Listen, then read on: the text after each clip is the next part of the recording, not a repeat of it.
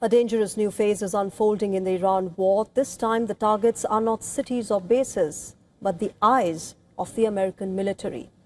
Iran seems to be systematically striking U.S. radar installations across the region. If those eyes go blind, the next wave of attacks could be far deadlier. Watch our special report on this.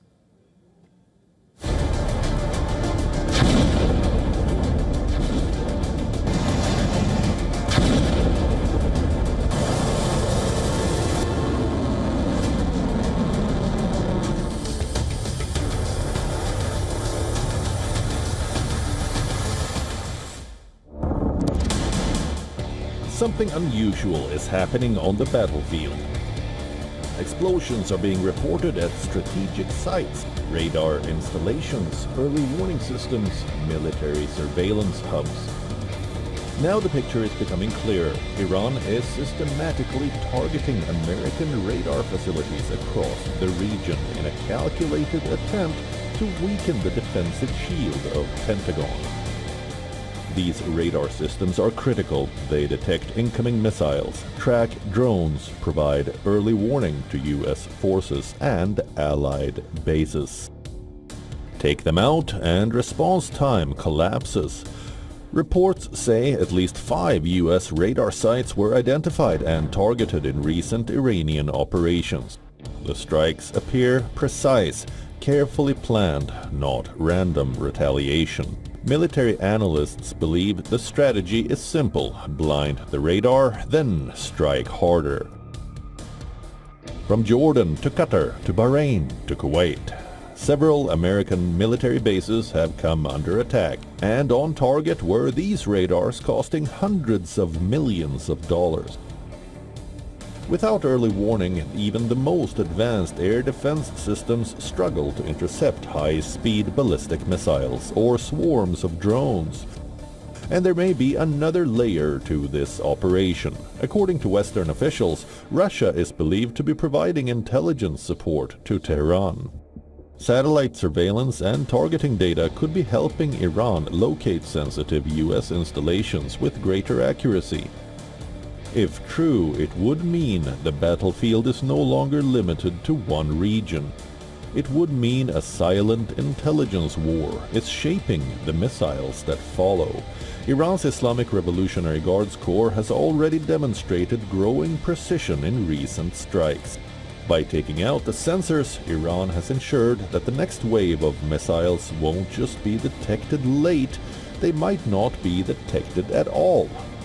The American eyes in the sky are being damaged, leaving the world's most powerful military in the dark in the middle of a war.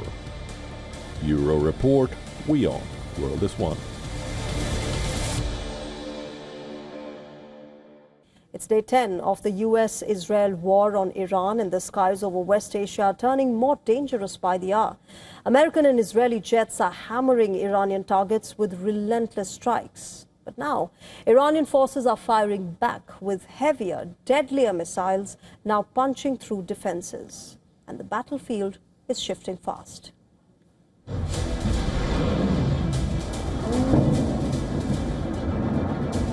The bombardment has been relentless. American bombers and Israeli fighter jets have been pounding Iran for days, striking military bases, command centers and missile facilities across the country.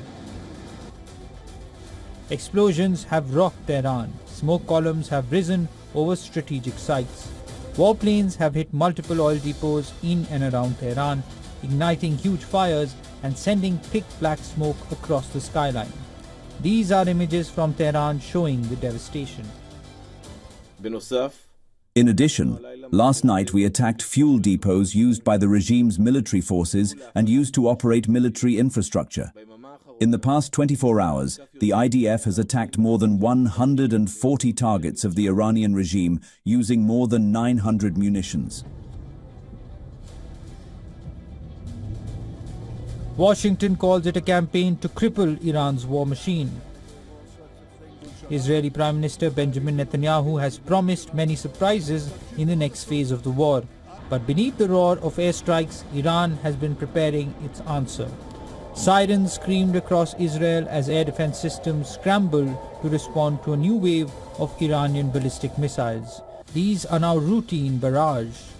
Iran's Islamic Revolutionary Guard Corps says it fired some of its most advanced missiles, including the Khyber Shekan missile, the Imad missile and the Qadr missile.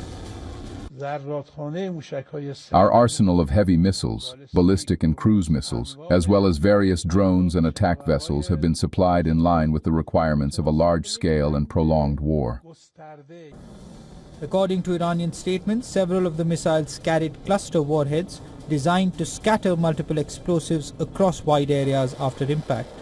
The smaller multiple warheads makes interception far more difficult. Analysts say the barrage appears carefully planned. Some missiles fly high and fast, others maneuver during the phase of flight. The aim is to overwhelm Israel's layered air defense network, and in some cases, the missiles are getting through. Since February 28, Israel and the US claim to have struck over 6,000 targets across Iran. They say that the attacks have severely depleted Iranian missile and drone facilities, but with every new strike, Iran shows that it still has the firepower to inflict damage. Bureau Report, WION World is One. During a period when tensions between American President Donald Trump and UK's Prime Minister Keir Starmer over Britain's role in the war in West Asia has recently simmered, is London preparing to send one of its warships to the region? Well, as per the UK Ministry of Defence, the country's aircraft carrier HMS Prince of Wales has been placed on advanced readiness. The crew has been instructed to prepare for deployment to West Asia, reportedly with just 5 days' notice. This despite Donald Trump making it clear on his social media post that the United States does not need British aircraft carriers. But there's even a bigger catch here that perhaps reflects Britain's ongoing naval crisis, because if the carrier sails, Britain may reportedly not have enough warships of its own to protect it. A carrier strike group normally requires destroyers, frigates and submarines. Remember, these vessels guard the carrier against missile attacks, submarines and hostile aircraft. But the British Royal Navy reportedly faces a severe shortage of operational warships. Britain officially has 6 destroyers, but only one, which is the HMS Dragon, is reportedly ready for deployment. That ship is already preparing to sail to the eastern Mediterranean to help defend British bases in Cyprus. And so the situation with frigates is reportedly not much better. Out of 7 frigates, only 2 are reportedly operational, while the rest remain stuck in maintenance or battling technical problems. Submarines tell a similar story. Britain operates 6 attack submarines, but only 1 is currently active, and it is deployed thousands of kilometers away in Australia.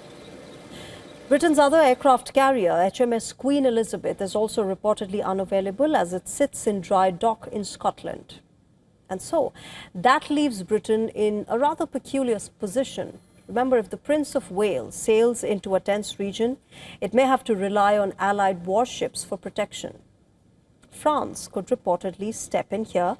The French aircraft carrier Charles de Gaulle has reportedly entered the Mediterranean, escorted by warships, including a Spanish frigate. If the British carrier moves further toward the Gulf of Oman or the Arabian Sea, protection may even come from the United States, possibly from the strike group led by the American carrier USS Abraham Lincoln. There have been several incidents recently where British ships have been endangered in West Asia. Last November, remember, a British military ship was hit by a projectile, setting it ablaze in the Gulf of Aden. Houthi rebels were suspected to be behind this attack. Former UK Royal Navy Chief Alan West said that Britain should be deeply worried about the shrinking size of its navy. Years of defence cuts have reportedly taken their toll. At the start of this year, UK's defence chief said that Britain's armed forces are not ready for a full-scale conflict and lack the funding that is needed for rapid modernization. And despite possessing one of the world's most advanced aircraft carriers, UK appears to be struggling to assemble the fleet needed to protect it.